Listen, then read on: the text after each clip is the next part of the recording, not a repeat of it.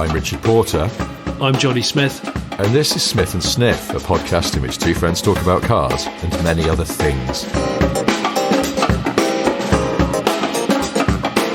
I keep getting invited for threesomes and sometimes foursomes with Chris Harris. What? I kid you not. It happens on Instagram on a daily basis. In fact, it happens multiple times on Instagram. Me, Chris Harris, and a whole cluster of sex bots. They are constantly hounding me. But what's amazing is, you can tell they're not real people. They're just sort of like AI sex pests. But yes, it's always loads of made up names and bananas with like squirting water coming out the end, emojis, and then mine. Yes. and I'm tagged in on it, and the only other person is Chris Harris. So these are sex bots, but with a thing for car journalists. Well, this is. I keep meaning to message Chris and go, Chris, do you get these as well, or is it just me? Because I don't want you to think that I've hooked you into this. I haven't grabbed you by the scruff of the neck going, come on, you're coming into the strip club with me. What, are you a bit worried that he thinks that this is you enthusiastically endorsing it with your sex bot mates? Come on, we need someone else. Oh, I'll tell you what, I know who'd be up for this. Do you know Chris Harris? Off Chris Harris on Cars and Top Gear and stuff. Yeah, him. Yeah. I'd be like, yeah, come on, Chris. It's warm in there. I'll be warm. Take your gilet off. You're not going to need that. Come on, you come. This squirting aubergine emoji made-up woman really wants to know about the transient handling characteristics of the BMW M2 before we do some mucky stuff. Honestly, but it's always group sex invites, but with Chris Harris. Interesting. Yeah, with Chris Harris. just so you know, it hasn't and isn't going to happen, and it's not real. But I have to clear all that spam out, and it takes a lot of energy. So I don't go on Instagram very much, and the last time I looked in my inbox, I get confused as well by the Instagram inbox system because you've got different folders, haven't you? And I don't ever quite know. Yeah, you get tagged into stuff, and then you get actually messaged. The requests one is the sort of free-for-all, isn't it? Yeah. And that's where I have noticed a few sort of bots getting in there recently. But, loads, just so many. Well, good. So there's that. I mean, speaking of Chris Harris, I've just finished reading his book. I'm always plugging my books, but I'll plug his for a change. I really enjoyed it. It's got a very funny bit about how his dad used to get into written disputes, or at least he would write sternly worded letters to big companies to express his displeasure about stuff. Yeah. And Chris only discovered some of this when his dad died, and he was going through his papers and found the bit that made me laugh was that he'd had quite a robust back and forth with Campbell's soup. Those were the days when you'd write a letter. Yeah, I don't even know, he doesn't say what it was about. I think he wrote to the people who make club biscuits. Oh, Big club biscuit enthusiast. In fact, I was Are messaging with Monkey this week. McVitie's own club? I think it was Jacobs, isn't it? Jacobs make the club? Yeah. Maybe they've been taken over by McVitie's. Yeah. I was messaging with Monkey this week, and I said I enjoyed your book, and I liked the bit about Campbell's soup, and then we started talking about club biscuits, and this led me to go out and buy some club biscuits. I love clubs. I suddenly had a massive... They're great. Yeah. I do think they have thinned the chocolate on the sides, though. Oh, see, that's a shame, because that was the main draw for me. Well, you used to gnaw it off, didn't you? Yeah. You could just nibble it off, and it feels like it's now it's so thin it doesn't come off in a sort of satisfying sheet. Do you know what? It breaks off in bits. If the club biscuit was in car form, I think I know what car it would be. Oh. I think it would be a Toyota IQ. Because the thing about the IQ is it always feels it feels like a very solid sugar lump of a car for its dimensions. And I've always said the steering on that car is spookily good. Like spookily charismatic and communicative for a car that's probably not really designed for owners that give a toss about stuff like that. And I feel like you get a lot of communication when you're carefully dissecting a club biscuit. Bearing in mind, I haven't eaten a club since the invention of the internet, I don't think. Well, I can recommend I can't really remember. But yeah, I was talking to Moki about club biscuits, and I was like, screw it, I've got a horrible craving for a club biscuit now. So I had to pop out and get a couple of things, and I bought a sleeve of club. Mint. They had orange or mint in the supermarket. I went mint. Do you know what? They're both really good. Orange, I have a distinct memory of orange ones. Used to get them when I used to help muck out the horse stables near me. The last sort of 2 years of primary school, I get dropped off there by a mate's mum who had an Alpha Sud with a Webasto sunroof. And she always used to say, take a snack in case you get hungry. And she always used to reach down, and she always had a pack of orange clubs, always. So if I eat an orange club now, I close my eyes and I can disappear back into the velour-seated Alpha Sud with the Webasto. Can you hear a rasping exhaust note as you eat your orange club? Yeah, and on a summer's day, with the Webasto back, fantastic. Dirty Webasto. I apologise because it turns out that club biscuits are now made by McVitie's. They were, I think, Jacobs. But I just looked on the club website because I wanted to check. They really are. They've not deleted the fruit flavour. Oh, I love the fruit. It wasn't. Was it the biscuit with the fruit? Yeah, I like the fruit. Yeah, no, it's okay. Good news. Fruit Club still exists. Mint, orange, or fruit seem to be your mainstay flavours. There's also, now you see, look, they're mucking around here. There's something called Club Honeycomb Crunchies, but it's not a club biscuit. It's got like That's a strip club. You know... That's got a stripper. That's a stripper name, that. But then, confusingly, it's got cake crunchies written on the wrapper, and as a cutaway of what's inside on the front to show you, and it's like one of those vans with a sort of welded-on high top. It's got an extra bit. I love those. Biscuit. I love those vans with the extra high top. Anyway, well, I need to buy some clubs, but in the meantime, some serious news. I don't go on Facebook, okay? But it's been sent to me, and I'm just going to check their name. It's been sent to me via DM on Instagram by a chap called Charles Smith, who is a lovely guy, clearly a sweet, sweet guy, because those are two of my names. I'm Jonathan Charles Smith. So he sent me this. He went, you might be interested in this. A Nigel Mansell autographed can of mushroom soup. We talk about Mansell alarmingly frequently on Twitter and stuff. Yeah, but this is just all new. So I will share this link with the Patreons. There is a photograph of a Heinz mushroom soup can, and it genuinely has Nigel Mansell's signature on it, and it's being sold for £5. I think. Shall I just buy it? £5? Shall I just... It's £5? Yes. Okay, I'll buy it now. Is there any backstory to it, or is it simply presented as is? I don't know. The chap selling it is in... Do you know what? He might be quite near you, Rich. Oh, no, he's in Essex. I thought it was Cheltenham, but it's Chelmsford. He's called Joseph Bell. But it's not like he's gone, I was in a Londis and Nigel Mansell came in to buy a sleeve of club biscuits, and I just grabbed the first thing I could find and got him to sign it. Do you know what? The person selling it's called Joseph Bell. Is it not one of Derek's sons, is it? Derek's gone, I got Mansell pissed Nigel Mansell was round our house. He signed everything. Yeah, just signed. He couldn't stop signing. It was insane. He had 4 cans of Labatt's and he was just rolling around everywhere. And he just got his chubby marker out and just fucking autographed everything. He was autographing the wife's cupboards. She went ballistic. So he went, all right, and just opened the cupboards and just started signing all of it. Just signed all of the week's shopping. He autographed one of the cats, and then that got fur on his pen, and that put a stop to his nonsense. We got a lovely white leather sofa. He got the chubby Sharpie out and just did a big squiggle on it.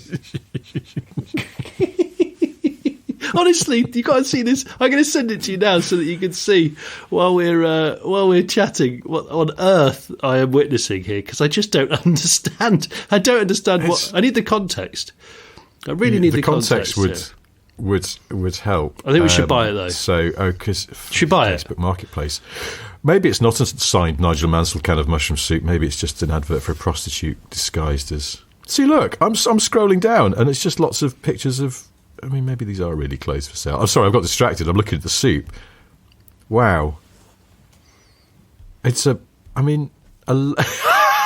description says, lovely can of mushroom soup, signed by Nigel Mansell. I mean, we need to, surely. I mean, why just... This is so confusing. Why? I know. Why is it? All right, Nigel, sign this, will you? Yeah. It's a can of soup. Yeah, I know. Do you know what, though? I bloody bet. Have you not got a piece of paper? Yeah. I bet Mansell is a club biscuit eater. I bet he really likes the club. Do you think? Yeah. I've just got it. I bet he's got one in his breast pocket of his race jacket. At all times. He's just, when you need a little nibble. And because they're short wheelbase clubs, they can fit into loads of little orifices. I don't mean like that. I mean like pockets. So, where is this going? I was not expecting it to go. I don't know. Well, I mean, yes, but I think you should buy that kind of soup. Okay, chap. And I will. I mean, but then just don't do that thing where then one day there's absolutely nothing in the house and you're starving and you open the can of Mansell soup. Because I sort of feel somehow that reduces its worth. Can of Mansell soup. Empty can of mushroom soup. Mansell soup. Cream of Mansell soup. Cream of Mansell. Oh, we don't want that. Well, look, why don't we talk about cars? I realised this week, it would have been a couple of weeks ago now, Genesis has pulled out of the UK market. It's caught Infinity-itis. What's the official story here, though? Is it they're not going to start selling some of the cars, but sort of just admit their Hyundais? Well, can I just put my 2 punts worth here? Every time I see a manufacturer setting up a sub-brand and sinking goodness only knows how much dollar into it, I just want to tell them, why don't you just focus on making the original thing better? Just stick with one thing. Let's not dilute your thoughts, dilute your energy. Just be better at being Citroen. Just drop kick DS. Drop kick DS into the bin. Nobody gives a shit and you haven't done it right. But Citroen's fantastic and it can come up with some really, really good, iconic, memorable, cheerful cars. So just stop.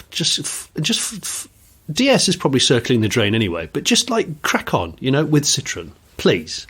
Well, I suppose they're trying to bust through the natural ceiling that sits on some companies, isn't it? Like Citroen, a very expensive Citroen wouldn't fly. So they're sort of trying to find a way of selling you a more expensive Citroen without you going, I'm not paying that much for a Citroen. But you not just think it would... Hyundai and Genesis. And so, because there's more profit in more expensive cars. I know it's a bleeding obvious thing to say, but it's making a tin box isn't that expensive. It costs the same pretty much for, I don't know, an i30 as it does for a bigger Genesis, because it's just a tin box, really, isn't it? And then your tech and stuff adds to it, but but the amount extra you can charge, it's that thing that I know what you mean. At one point, the Range Rover Sport was the single most profitable car in the whole of the Ford empire. Was it really? Because they could sell it for more than the Discovery on which it was based, which gave it some economies of scale. Yeah. And then, because it was quite new at that point, a novelty, and people went, ooh, a slightly smaller, sportier Range Rover. It had, it was quite a hot property. And people were piling in and buying the, whatever the top model was called at that point, which is where all the lovely profits sat. And so, per unit, it was bringing in more than even sort of high-spec F-150s, which are famously were quite profitable cars. Yeah, they were. Everything is kind of anchored around it being a work truck, but then if you can sell it in lariat trim for twice what a base model costs, that's a lot of profit for a bit of leather and some dark wood and shit. Dark wood and shit? Dark wood and shit. I don't think that was in the adverts, but that's essentially what they were It's not dark wood that's made from repurposed cooked old shit. No, okay. I mean, you can sort of see what they're trying to do, but unfortunately it's a hard trick to pull off. Yeah. And I wouldn't have bet against Genesis because Hyundai's got a lot of money and a lot of moxie and does, put the effort in. And the cars... And the cars are pretty decent. You know, they're well made. They seem to be. They are. No, they are. But absolutely. I don't know. The sort of thrifty person in me goes, you don't need to spend money on another badge. Just like at the moment, we all think that Hyundais are cool. So let's just and we forget that Citroën used to make some really high-end cars. It comes down to being really clever with your marketing and like convincing people maybe it needs a slightly different badge. It's still a Citroën, but it's a Citroën, I don't know, top level, whatever. And that's what we should focus on, I think. Yeah, I suppose this is the problem, isn't it? We've sort of pivoted into a world where the established upmarket names, or upmarket-ish names like Audi and Mercedes, have managed to pull the trick off in the opposite direction, where they've been able to make sort of smaller and cheaper cars and somehow maintain this popular perception that they're posh. Doesn't wash with me, Richard. I think the take-home here is it's easier to go down than it is to go up terms of your perceived prestige. Well, that's the car chat done over for this week. Well, yes. Join me next week when I'm talking more about... Oh, no, actually, sorry. Next week we'll be basically in Coventry, but no, I've got some more car chat. Yeah, I've got... Listen, we got to talk about something that I thought was a lot of chatter in the last week or so. Is the new Dacia Duster, or Dacia. Yeah. I suppose we're meant to say. Dacia, yeah. I saw a picture of it. As usual, you're just kind of not paying attention, and then sort of a picture popped up on it on social media, and I assumed it was a rendering or a concept car, because it was one of those shots where it's all loaded with accessories and it was outdoors and in a nice location, and I just thought, it's fake. Well, that's something that someone's made up. Yeah. It can't be any actual Dacia that you're going to be able to buy, and bugger me, you can, or you will be able to, and for less than 20 grand. Well, for less than 20,000, okay. Well, that's what they're saying. Yeah, I mean, imagine that's the starting price, and it'll go up into the 20s. But let's be honest, you know, when a basic Golf is 25 grand now, that's still not very expensive in the general scheme of things. I'm looking forward to this because we know that they win for so many people. I do like it. Their logo it looks like DNA, and I don't know if it's supposed to. Is it supposed to? Oh, maybe. Their new logo is like a sort of, you know, when you can buy fake Adidas trainers on the black market, which have 4 stripes rather than 3. Yes. Well, their front grille and badge looks like someone's nicked the DeLorean DMC, but just chopped a little bit out of it because it just says DC. It's confusing as well because what they've done to create their logo is just pick 2 letters from their name, but it's like, it's not, their name isn't Dacia, is it? It's all one word. It's like when people online abbreviate the names of cities and things. Oh, yes. By doing the syllables rather than the... So yes. You used to see it a lot in the MG Rover community. They would abbreviate the Longbridge factory to LB, and you go, it's not a long bridge. It's one word. You should just abbreviate it to L. But I suppose, abbreviations take on a life of their own, don't they? Dacia Dacia's decided it's going to go, yeah, we're DC. That's what we are. DC. What, like David Coulthard's going to have words with you about that, because everyone refers to him as DC, and he'll be like, no, I'm the DC, you're not the DC. It's hard working in F1, isn't it, if your name doesn't naturally lend itself to, because they love that, using people's initials, saying, oh, DC. DC was talking to MB about something, yeah. But MB, don't they make CH, popular family board games off of the 80s? Yes, they do. But no, the new Duster, I just thought it's a very nice looking car. I mean, a sort of one of the things it does is it looks a lot more expensive than the old one. Because that old Duster, that was what I ended up with as a hire car when my Range Rover brake got sticky and I decided not to risk driving it back from Manchester. And it was a perfectly okay car. It was just kind of, all right, You could see where they'd saved the money, but not to the point where you felt like it was absolute flimsy cack. It felt quite sturdy. And this new one is now going onto the bang-up-to-date platform that the current Sandero is on. And the current Sandero is actually really good. It feels completely modern and proper and not just sort of reheated old Renault shit that they found out the back of the factory. So, I think that it will drive in a very pleasant way and it looks really good. Got some serious box arches on it. Yeah. It has, hasn't it? It's got some beautiful I think the press photos are all of the four-wheel drive version. And the four-wheel drive one, for various reasons, presumably relating to its ability to go off-road, it sits a bit higher than the two-wheel drive one. It's 8mm more ground clearance. So I think that's probably all the ones in the press pics look particularly sort of good and rugged is because they're probably sitting higher. I don't know. Renault Group are doing. The 2024 is bright for Renault Group. Well, they got all these. Got the Renault 5 EV coming, which is just everyone's excited about, myself included. And then the 4 following that. Of course, the 4. Yeah. I feel like Alpine. Interesting. I feel like Alpine has sort of taken on it's had a second wind over the last. Well, since sort of over COVID almost, where you were worried that they were only going to sell 12 in the UK and then peter out and never revisit it again. But actually, I feel like there's enough. It's probably helped by maybe some people in the press, and I know Monkey Harris set his on fire, but he said it was amazing. And I think Gordon Murray owning one and it being his daily. I've got quite a few photos of my car parked next to Gordon Murray's in the car park of GMA, and I don't mind telling you. Rich. So. I think that's a cool car. I'm hoping to drive the mad one that I still haven't driven yet. Is it the R? Yes. Yeah, I'm just not driven that yet. Are you? Yeah, I'd like to. Yeah. I've got it booked in. I'm having a Type 9 Sierra gearbox fitted to it. So I want to go manual conversion. So looking for a really tall, slightly sloppy stick. And I thought, Type 9 seems about right. Yeah, or just one of those ones with a Sierra stick with the that pattern on the top with no lines between. Oh, I hate that. Do you remember? I hate that. See, I know it used to annoy me as well. Just put some lines on. What's wrong with it? It looks so. It's because it knows how vague it is. Lazy. It knows how vague it is. It just goes. I'm glad you picked up on that because my mate's parents. Oh, it used to really bug me.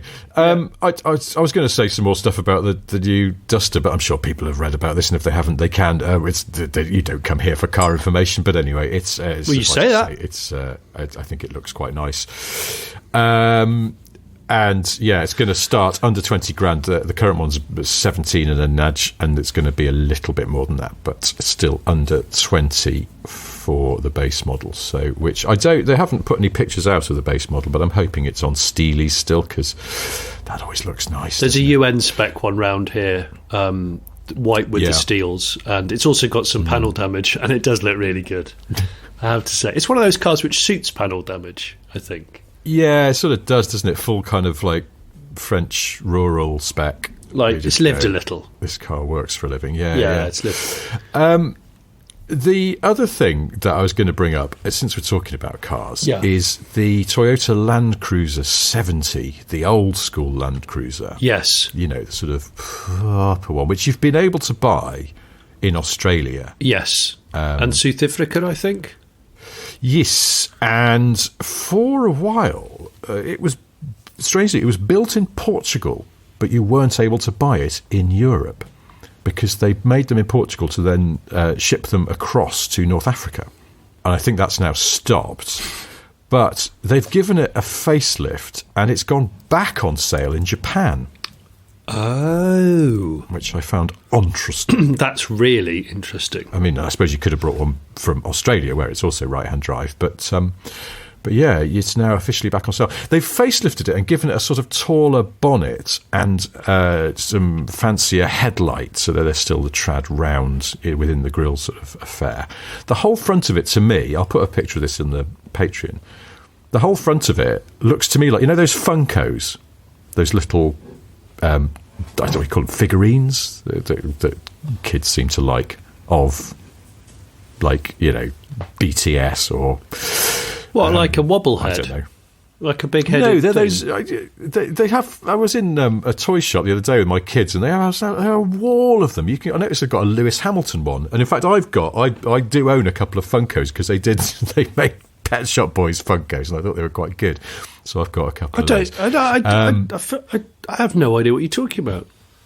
They're these little figurines, and they kind of exaggerate they're very short, but then they're quite wide. Everyone's got a very wide head. Oh gosh! And right, okay. Look at the front of the latest Land Cruiser 70, and it's a Funko. It's got a Funko face. But it's also they've done this a few years ago, I think, when they decided to put a V8, because in Australia you get it with a V8 diesel, and when they did that, they had to modify the front end and bring the front track out, but they didn't do the same to the rear, and so once you sort of notice it, you can't unnotice that it's got a distractingly mismatched track front to rear. But it must still drive well. Does it just look a bit? Is it? Hang cool, on. Track wise, so is it like one of those? I'm trying to think. Is it like a Bulldog? Got a very wide front track. Yes. Very, very narrow. Yes. So it's like a Citroen DS. It tapers at the rear. Yeah, I was going to say, because the DS is, or a CX is a bit like that as well. Yeah. Citroen used to love a wider front track than rear, didn't they? But there we are. We're talking about premium Citroens. So. Oh, there we go. Yes. Like the DS is still thought to be one of the most elegant cars. Nobody ever says, "Oh, it's a shame it was mass produced," because that means it's affordable. It's a glorious car, and Citroen could make a car like that. I know lots of people frown at retro-isms, but I think if Citroen was to bring back the DS with a proper retro and do it really well. And it could have the chevrons on it, but it could have no Citroen words on it, like what Folds did in the 70s, where they just had the word Ford but no blue oval, I think. They went the other way. Or is that right? Yes. Yeah, with the Mark III Cortinas and stuff to make them a bit more American. Yeah, they did try that for a while, yeah. I think Citroen could do that with like the DS. They could do that with the CX. They could even do it with the SM if they were completely bonkers, crack smoke crazy. But yeah, I just thought I'd mention it, Rich, that's all. Well, we've talked about this before, but it's now sort of classic Euro car companies are mining heritage as much as they can, because it's all they've got to differentiate themselves from the sort of the new boys coming out of China primarily. It's like, if you're some new Chinese startup car company, you can make a very convincing EV with all the tech on it and it'll look sort of generically pleasant. Yeah. But you can't go back and go, hey, those cars we made in the 60s that you kind of think are cool. Well, look, it looks a bit like that. And that's what, Renault is doing, for example, with bringing back the Renault 4. Yeah, but and the 5. And the 5. But I think that's what they're good at. And I think we all will go, as long as the drivetrain isn't complete dog's mud, we'll go, this is great. It's pleasantly nostalgic, but it works in the 21st century. Cool, I'm on board. Yeah. Oh, hey, just talk to me. Stop talking about cars. First of all, I wanted to say hi to a lady called Becca from the Passenger Seat podcast, who I met last week at the RAC Historic Awards, where I successfully didn't win the award for outstanding journalism. So I thought you successfully got drunk. I thought that's what you were going to say. I did successfully get drunk. I successfully got drunk and then successfully couldn't find my way back to my hotel, even though it was only 5 minutes down the road. Oh, you complete stroker. Walked around. Well, because it was in the middle of London, and I was like, I've lived in London for 20 years. I know my way around, and I just set off in the wrong direction like an absolute sleeve. So that was good. Carrying under my arm the certificate they gave me to say that I got nominated. But didn't win. Well done. I'm going to put next to another certificate I have to say that I was nominated for a BAFTA but didn't win it. So on my wall of success. Hey, take that success and run with it. No, it was really nice to be. There are only 3 people. We really ought to self-nominate this podcast at some point, shouldn't we? Yeah, my wife keeps saying that, and I just can't, because I didn't self-nominate busy. for this award. A lot of awards, people don't realise you have to put yourself forward. I don't like that. I don't like having to put yourself forward. Like if someone thinks that we're worthy, feel free to put us forward. But I mean. Yeah. Anyway, I was at these awards, getting a bit drunk and chatting shit too. I was hanging out with Ed China. He was there, sweet guy, very large guy. my great mate TV's Richard Hammond was there, and so I had a good catch up with him. But then, Becca came over and said hello and said she was listening to the podcast, and she has a podcast called Passenger Seat, which is always recorded in her Morris Minor, which she'd driven to London in. Oh, wow. With her dad and parked outside the RAC club, which I thought was quite cool. That is really cool. Fair play. That's brave. Historic Grand Prix cars and stuff all littered about the place, and then she's like, coming down my Morris Minor, I'm going to park it on the street outside. So, yes, hello, Becca. And thanks, Becca. I had something else to say about those awards, and I can't remember what it was now. Oh, yeah, no. What, that you drank? I got a drinking injury. A litre of Dubonnet. I got a drinking injury, but not from the awards, from the next... When was that? What did Whenever you the do? awards were. Well, the following weekend, I went to a dinner party just down the road with some mates, and I wasn't like mad drinking because we're all middle-aged and everyone wanted to go to bed by midnight. So I was like, I just walked home, and the babysitter had been looking after our kids, so it's sorted all that out, and then I was like, I'll let the dog out, go to bed. Dog came back in. I have a bit of a thing with my dog sometimes when she looks really sad before bedtime, and so I give her a big scruffle to make her know that she's loved. Oh, is this when you're a bit pissed and you think, oh, go on then. Go on. Yeah, so long story short, I gave the dog a massive scruffle. In the course of doing it, I cracked my head on the worktop.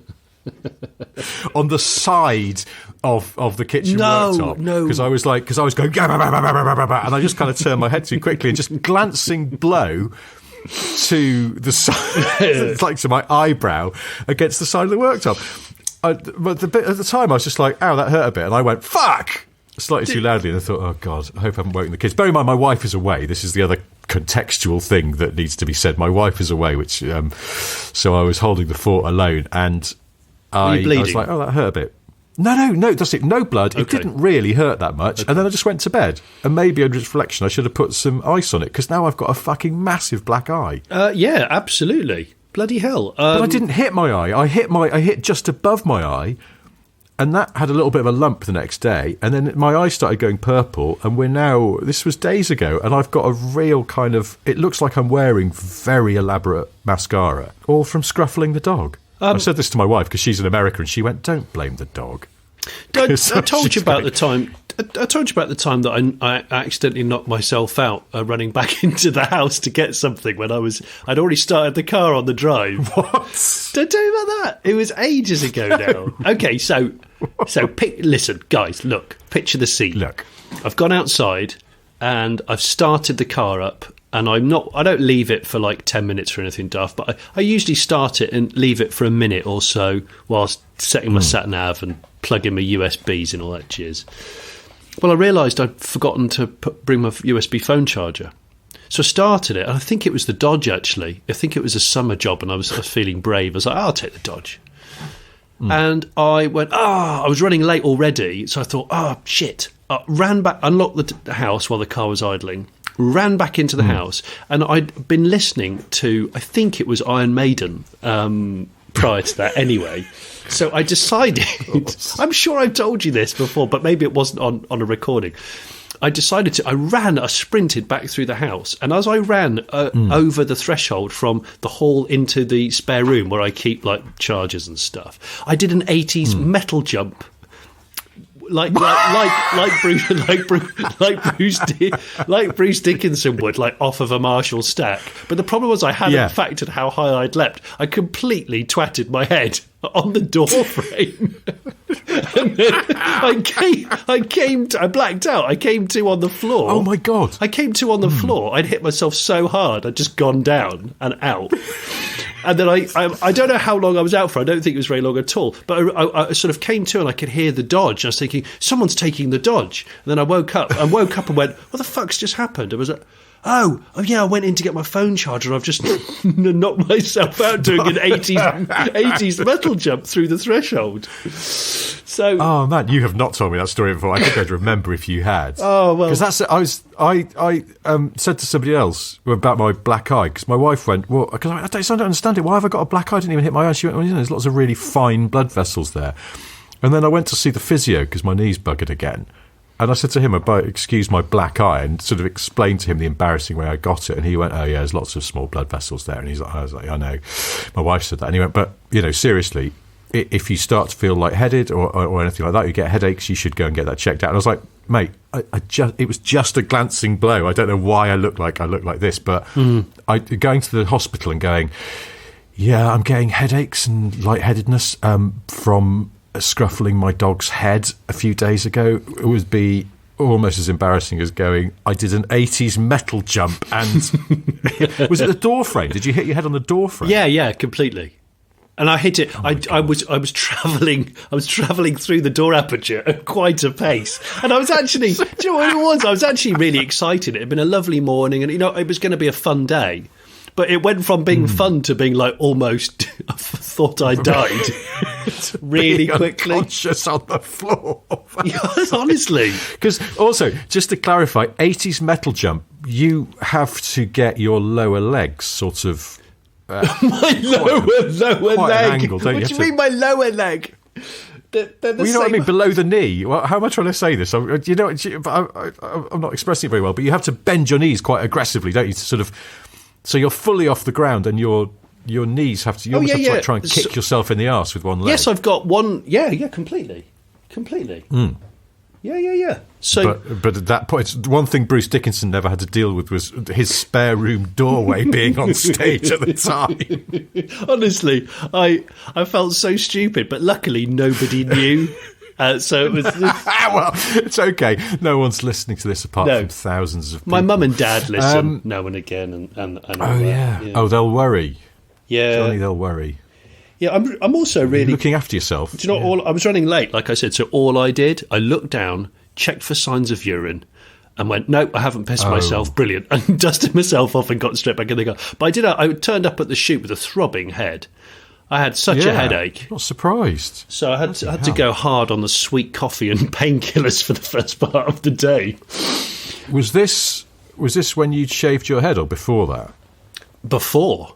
This was quite a while ago. So you concealed any gash. Skull damage. Yes, I concealed the gash. Absolutely I did, yes. Being on camera with a very obvious head wound. Oh, honestly, it's not a brilliant look. No, it's really not actually. But also, your hair probably cushioned a little bit of the blow. I think it did, but I mean, there was a time which some of us may remember in the early days of my TV career. I had a lot of hair, and it was black. It was also spiky. We know this. But that's okay, because I think it made me, in the words of a producer, distinctive. So I'm okay with that. Is that being damned with faint praise? I don't know. It might have been. You look like a complete fool. I'm not sure. That's quite a good way to be euphemistic, isn't it? Oh, what do you think of these new trousers? Well, they're distinctive. They are very distinctive trousers. Trousers. I know what I was going to say. Dangerously, it's car related again. I'm really sorry about this, listeners. The Aura Funky Cat's not called the Funky Cat anymore. I saw. Did you? No. But I actually can't remember because I didn't write it down. I was going to say, I hope you know. Isn't it something like the GWM03 or something? It's got a really washing machine-y kind of name, and you go... It's like a Russian has rebadged it and gone, no, we need your serial numbers here. Come on. I'm going to type this now. I'm going to apologise as I type it to my friend Phil, who says that he listens to the podcast while he's riding his bike, and whenever I type, it gets picked up on the mic, and it sounds like something's tapping against the frame of his bike, and he always looks down and then realises it's just us doing on-air searching. So, yeah, it's called the GWM Aura 03 now. Is that all it is? And it's sort of, I mean, I know Funky Cat was a bit of a silly name, but at least it was distinctive and it stood out. But yeah, maybe the feedback was that people were embarrassed to tell anyone that they'd got a Funky Cat because it sounds a bit too zany. I don't know. Anyway, it's zany. I've just, oh my God. Now, Autocar. Oh, your subs have had fun here. Their review of the Funky Cat The stand first reads, distinctive Chinese EV jumps into the UK's family market, but fails to land on its feet. Good. Cat reference. Nice. But unfortunately, the online version of the review, they've updated it to reflect the car's new name. So it now says GWM Aura 03 review, but it still says fails to land on its feet, and the gag doesn't work because there's no cat in the title anymore. That's annoying. It's just not as good as it was. But, you know, there's a lot to like about that car. I think it was probably always too expensive. I think that it needed to be keenly priced in order to break the market. But I don't want to talk about too much car stuff because I feel like we're cheapening it. So we could talk about the Great British Bake Off. I watched that the other night and I was spectacularly late. Do you know what I did? I did what you did recording this podcast this morning, where you had loads of time to kill and then actually ended up being late because you sort of dithered. And we all do it. I'm not just pointing the finger at you because I do it. And I'm sure some listeners I wonder do. if there's like one of those huge German words for what happens here, where you have just a bit of time to kill and you feel like it's not enough time to do anything productive. So you faff and then suddenly realise that you're late. Well, because it wasn't urgent enough what you next had to do. Well, picture this scene, which this story's not interesting, but I'm telling it to you anyway because this is my podcast, so screw you guys. Don't oversell stuff. I decided to watch the British Bake Off final because, as we know, Aston Martin enthusiast and motorcycle fanatic Paul Hollywood is on it, and I thought it'd be nice to see his sleeves being rolled up and his laser eyes picking out the finalist. And I was having dinner anyway. And I watched that and I kept looking at the clock going, I have to go to the supermarket tonight because I don't have any food. You know, I was eating the last of the food and the next night... I don't want to have to open my can of Nigel Mansell soup. No, I don't want to ruin that. And I know it's like tomorrow night, I haven't got any time. The kids are going to need feeding immediately. I've got to have food in the cupboards that isn't signed by Nigel. So...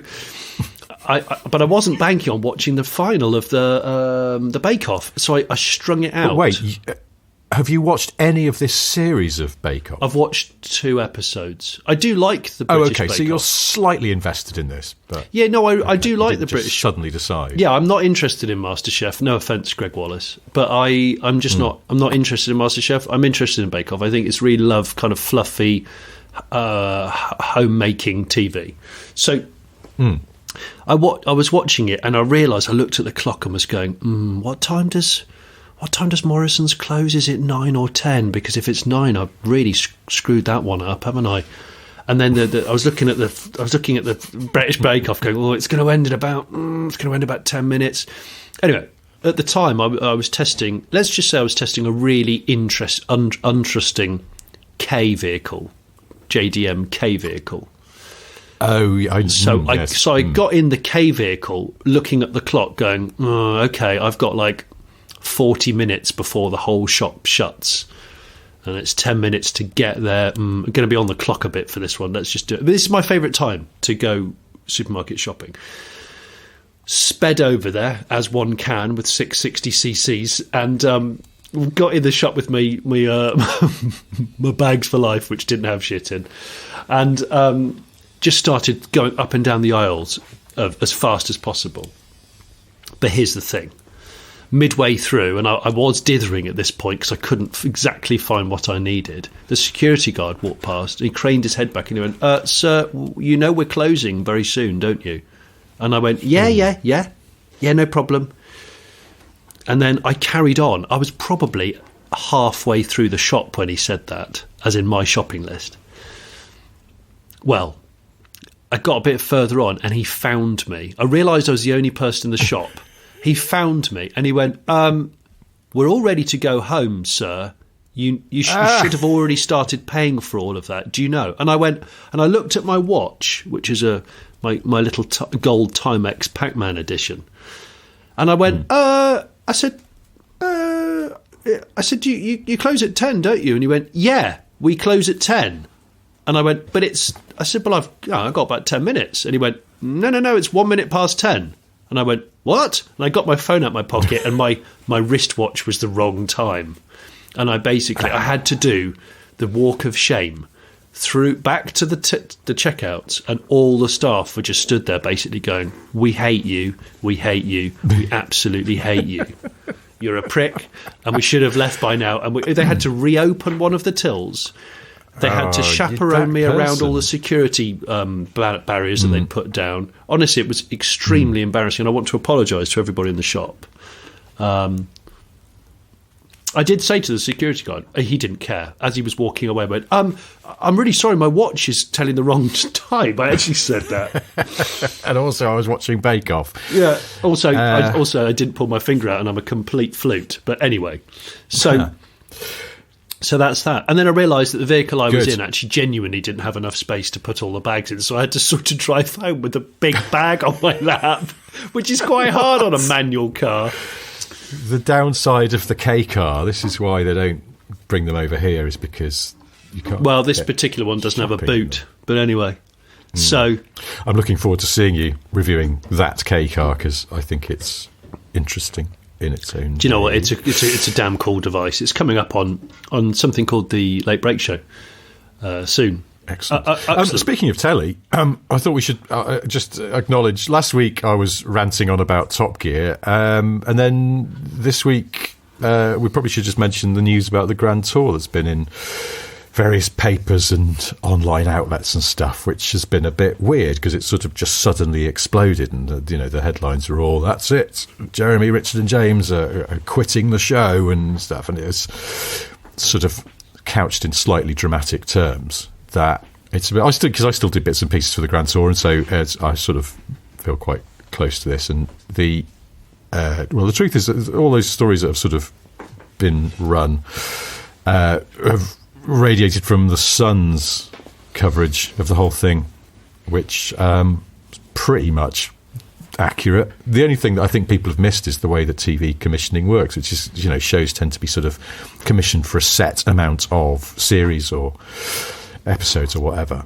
And the Grand Tour was originally 3 series, which was the ones with the tent as a studio, and it was sort of more like the old Top Gear format. And when that commission came to an end, Amazon went, we'd like some more, please. And the presenters went, well, we're quite old and tired, and we probably haven't got the energy to do 10, 12 shows a year. Can we just do a couple of feature-length specials every year? And Amazon went, yeah, that would be great. And so they were commissioned to do that for 3 years, but then COVID came along and interrupted things, and so they did the UK-based, what did they do? Lockdown was one of them, and the other one was called Carnage à Trois. And because those weren't sort of epic road trips abroad, they sat outside the original commission, and Amazon paid for them separately. So they still had to fulfill an obligation, and that obligation inevitably comes to an end. So when that happens, the presenters have kind of gone, yeah, well, we're even more old and tired than we were before. So that's sort of the story, really. It's odd because it's suddenly become news, and it's So is it like show? We're sort of aware of what's going on. And is it like a narrowboat having a very slow collision and coming to a stop? You knew it was happening quite a while back. Well, there's quite a lot of Grand Tour still to come, because the next one won't air until next year, and then there's going to be some other Grand Tour-y stuff, and then there'll be another one sort of much later in the year. So it'll feel like there's still Grand Tour going on all through 2024, pretty much, with Jeremy, Richard and James.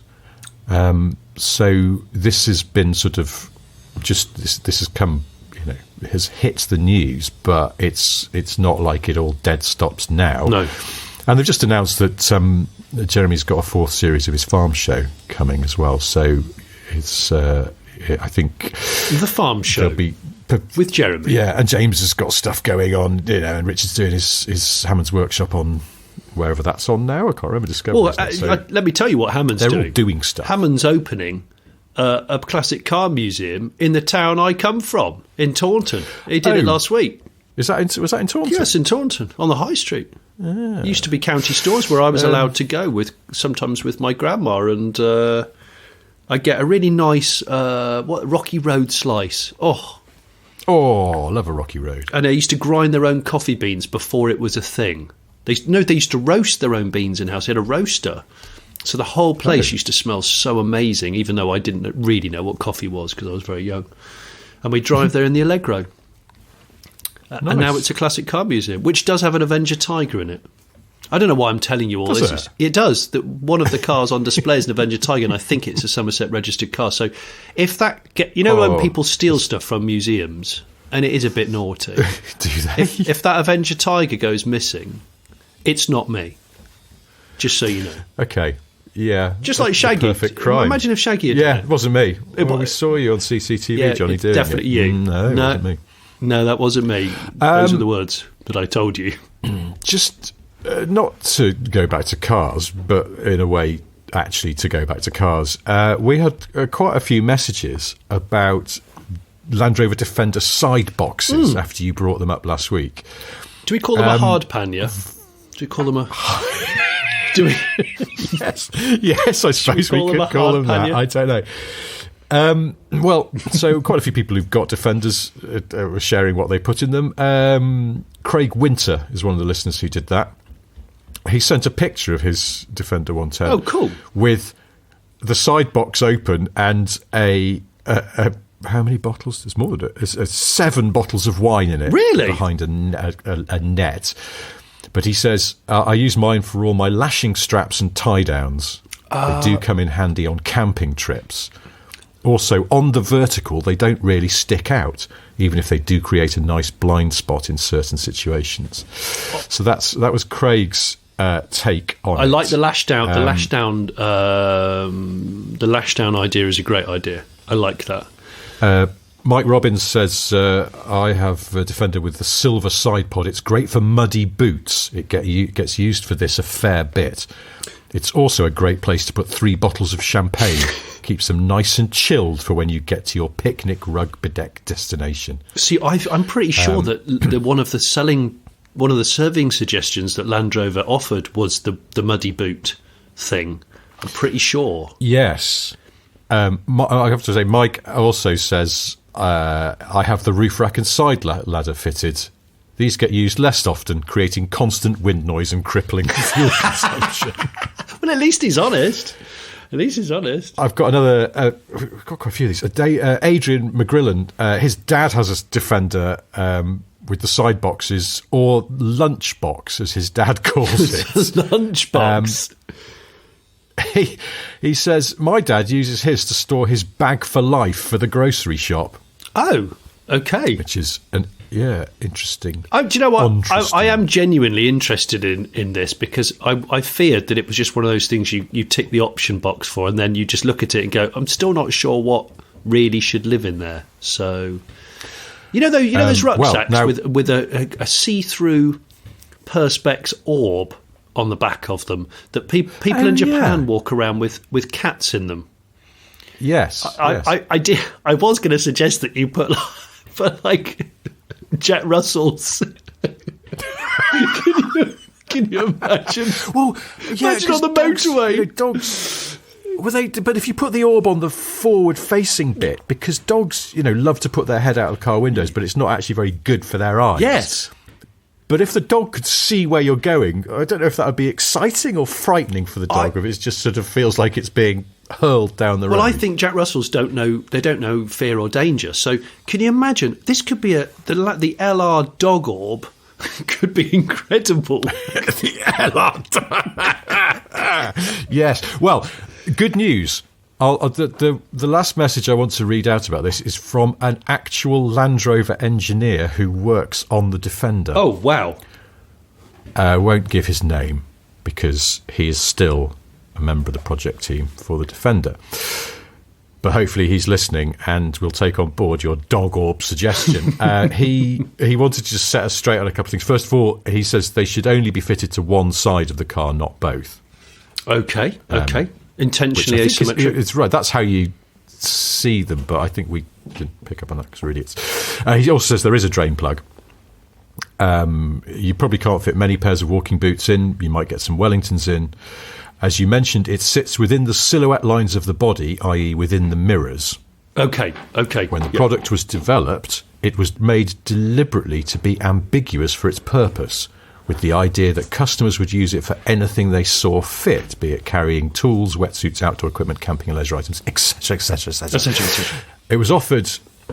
if it was offered with a specific purpose, it may have detracted from people buying it. Oh, so they have to keep it open-ended. Keep it vague, and you decide what you're going to use it for, rather than Land Rover sort of telling you that. So that's interesting. I thought that was the most interesting point that was made by our anonymous source here. But he says that, or could be a she, not saying it's a bloke. From anecdotal evidence I have from asking people what they use them for when I see them out and about, they're often used for winching and towing equipment such as gloves and straps, first aid kits for those working outside, maybe a tyre pump here and there.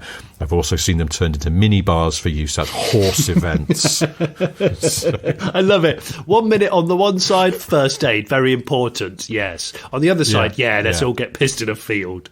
Yeah. Get wankered. Well, I really appreciate that. Anyway, that's genuine. That's info. good. So thank you to everyone. I'll start reading these out now because we've had quite a few of these, but it generally seems to be a little bit of a booze theme with some of them. But ruddy-faced Land Rover drivers.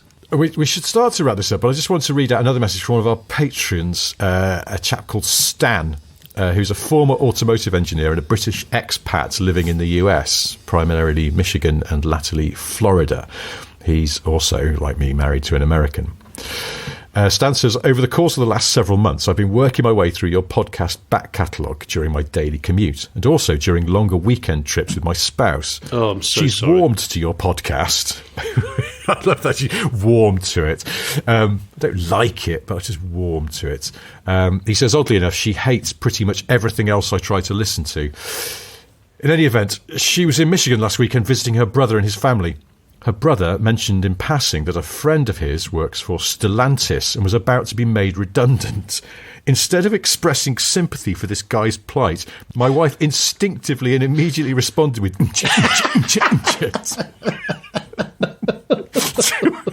to which her brother responded, "What the fuck is wrong with you?" There followed an awkward pause, followed by a long explanation of the origins of the Stellantis Eurobeat. Stan, thank you so much for that. That made my day when I read that. That's brilliant. Absolutely fantastic. I've just got this. The terrible way in which we've seeped into an innocent bystander's brain. I love that. Well, I don't love the fact that somebody's losing their job, but then quickly followed by but beatbox. The social awkwardness of instinctively going. Speaking of which, this Thursday we are at Stellantis headquarters in Coventry for a live show. So looking forward to seeing everyone there. And I can't wait. You'll hear the results next Monday. But in the meantime, we should bring this one into land. Well, we got to because we've got to try and be funny at that event, and I'm feeling the pressure. I know. Of that. Yeah, we'll give it our best shot. Yeah. Before we go. I might jump through a doorway and knock myself out. Yes, why don't you just? I'll tell you what. I'll message Stellantis after this and ask them how high the ceiling is in the room and if you can successfully. Also, is there a work surface? Because I can bring my dog and then I'll just headbutt it whilst attempting to say goodnight to. So what a pair of absolute punks we are. I was going to say, what a fleshy panya you are. With optional dog orb. Yeah. Right, anyway, let's wrap this up. But before we go, I have three things to tell you. They are: one, Jonny has a solo YouTube channel. It's called The Lacy Brace Show, in which he goes to modified car shows and puts delicate fabric between strut towers. This week he's at a fast forward event, sliding an antimacassar into the engine bay of a Fiesta ST. If that's not to your taste, there's always The Late Break Show. Lots of excellent videos on there. What have we got coming up? Sorry, that really tickled me. Lacy anti-macassar strut brace. It's the second time I've mentioned anti-macassars in the past month or so. Anyway, go on. Sorry. Okay, so the latest on the latest off of the Late Break Show. I think this is right up Smith and Stiff listeners' streets. Is brand new recreation of the Lancia 037 rally car, made by the people off of the Netherlands called Maturo. Competition cars, MCC, and I got to drive it. In fact, I'm the only person to have driven it apart from the owner, who is a wealthy chap in Mexico, and it now lives in Mexico because it was being flown there about a day after I drove it. So it was really good. I got to drive it on the street because I am not a rally helmsman, and I did find basically a Dutch bridle path, which I went down as well.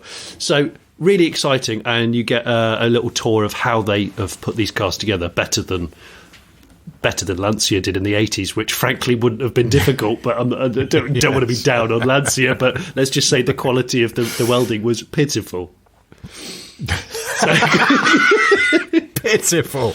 Look at this welding, it's pitiful. Well, even the guys have got an original one there, and they scanned it. And oh, really? And yeah, and it shocking. Yeah, but this car, it's a recreation, but it uses the original drivetrain, as in it's still that same mad. What is it? Volume X supercharger, isn't it? So it's got a really strange, almost turbine engine sound. Ah, interesting. So there we go. Go and watch it, or I'll come round and I'll poo on your doorstep. Interesting sales technique, but give it a try. Second thing I've got to tell you is I have a new book out. It's called Boring Car Trivia 4. Lots of stuff in there for people who like arcane information about cars. If you've ever wondered about the tortured genesis of the Metro design, then it's all there. It's all there. Talking of people who are shit at promoting stuff. Yes, I don't know what else to say. Just buy the book, please. It's available as a paperback or an ebook from Amazon. We'll also have it in our merch shop very shortly, and we'll be selling them at the live show if you want to pick one up there, and then ask me to write something stupid in the front. And the third thing I've got to tell you is that we're all familiar with the U2 album, The Joshua Tree, one of their seminal albums. The track sequencing on that album was done by Kirsty MacColl. Really? Yeah. Wow. Kirsty MacColl, as in Kirsty MacColl. Yeah, they were really struggling with it, apparently. And Kirsty MacColl, of course, was married to Steve Lillywhite, who was doing some of the producing on that album. And they were running out of time to commit to the track order, and they couldn't quite get it to work, and she went, "Oh, come here, give me a go," and she sorted it out for them. That's fantastic. Wow, bless her. And she's no longer with us, but she does a fine Christmas song, as we now know. Yes, she does. Yeah. All right. Well, that's that for this. Looking forward to seeing some people on Thursday, and then we'll show our homework of what we get up to at Stellantis on Monday next week. Until then, thank you ever so much for listening. Goodbye. Bye now. Thanks, mate. Cheers, mate. Thanks, mate. Bye. You know just what to do. Like and subscribe and review. You know just what to do. Like and subscribe and review. You know just what to do. Like and then it will go the size of an elephant's foot for the rest of the week.